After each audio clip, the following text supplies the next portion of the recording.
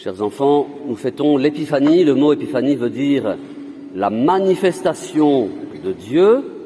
Dieu se manifeste aux hommes.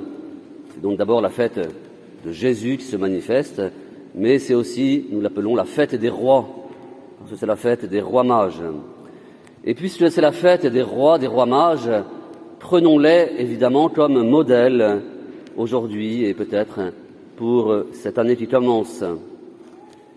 Les rois mages étaient des païens, ils n'étaient pas juifs, ils n'étaient pas dans le peuple élu, mais ils se sont laissés guider par Dieu.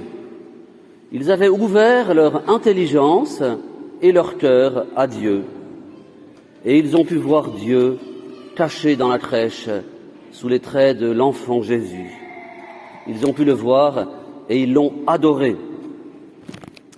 Pour y arriver, pour que ces païens arrivent jusqu'à Jésus et l'adorent, ils ont dû d'abord lever les yeux. Vous avez entendu qu'ils ont suivi une étoile.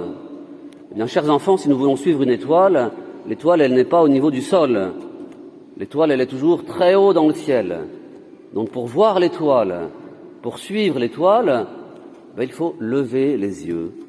Et ils ont levé les yeux.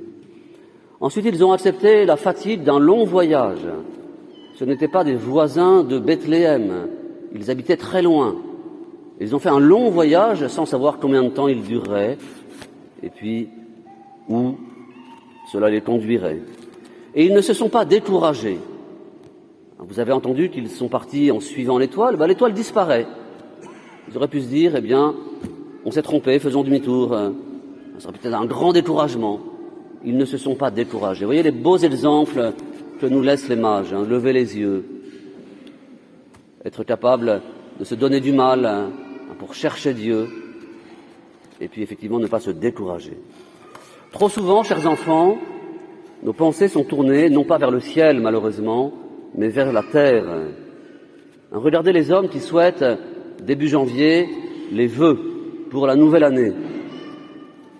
Au moment des vœux, trop souvent, on entend bonne année, bonne santé et surtout la santé, comme si c'était effectivement l'essentiel. Alors bien sûr, c'est bien d'avoir une bonne santé, on peut se la souhaiter, mais ce n'est pas le plus important.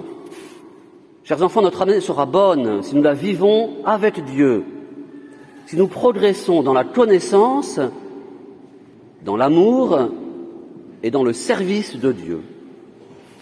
Donc ce n'est pas la santé ou les richesses ou le bien-être que nous devons désirer et souhaiter pour cette nouvelle année, mais la sainteté. Alors, chers enfants, levons les yeux, pensons au ciel, cherchons Dieu, ne nous décourageons pas et nous connaîtrons la joie que les mages ont connue en adorant l'enfant Jésus.